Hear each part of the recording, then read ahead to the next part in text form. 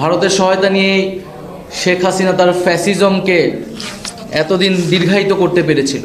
এবং আওয়ামী ফ্যাসিজম আসলে ছিল ভারতীয় সম্প্রসারণবাদ বা ভারতীয় আগ্রাসনের একটা এক্সটেনশন। ভারতকে খুশি করা, একটা নতজানু পররাষ্ট্রনীতি রাখা, সেটাই শেখ হাসিনা সরকারের মূলনীতি ছিল। এবং এর মাধ্যমে বাংলাদেশের আসলে যে জাতিগত মর্যাদা, রাষ্ট্রীয় মর্যাদা, সাম্য, ন্যায় বিচারের যেই স্বপ্ন, সেই স্বপ্ন ধূলিসাৎ হয়েছে।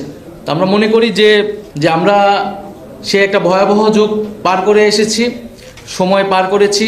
5ই আগস্ট আমরা আসলে নতুন করে স্বাধীন হয়েছি।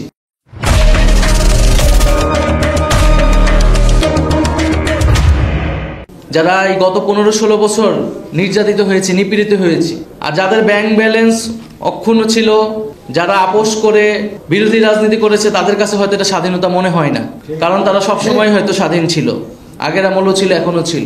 তো তাদের কাছে প্রথম স্বাধীনতাও গুরুত্বপূর্ণ না, দ্বিতীয় স্বাধীনতাও গুরুত্বপূর্ণ, তাদের কাছে হচ্ছে গুরুত্বপূর্ণ লুটপাটের স্বাধীনতা। 2021 সালের মোদি বিরোধী আন্দোলন আপনারা অনেকেই হয়তো জানেন। আমরা যদি একটু স্মরণ করি সেই সময়ের প্রেক্ষাপটটি, যে স্বাধীনতার সুবর্ণ জয়ন্তী উপলক্ষে ভারতের প্রধানমন্ত্রী নরেন্দ্র মোদীকে দেশে আমন্ত্রণ জানিয়েছিল সেই সময়ের ফ্যাসিবাদী সরকার প্রধান শেখ হাসিনা।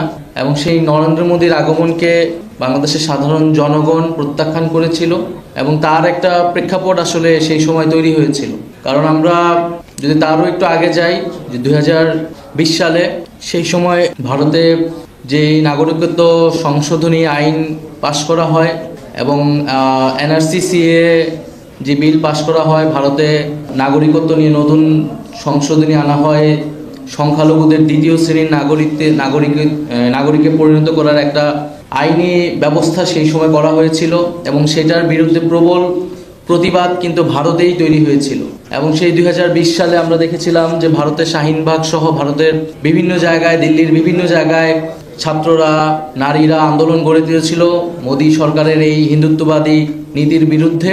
এবং 2020 সালের ফেব্রুয়ারিতে সে সময় দিল্লিতে গণহত্যা সংঘটিত হয়, মুসলিম জনগোষ্ঠীর উপরে নির্বিচার সহিংসতা চালানো হয়। এবং সেই সময় থেকেই ভারতের প্রধানমন্ত্রী মোদীর যে বাংলাদেশে আগমনের সেই সময় একটা ঘটনা ছিল, আগমনের কথা ছিল, তখন থেকেই কিন্তু বাংলাদেশের মানুষ, বিরোধী রাজনৈতিক দলগুলো, ছাত্র সংগঠনগুলো সেটা বিরোধিতা করে আসছিল।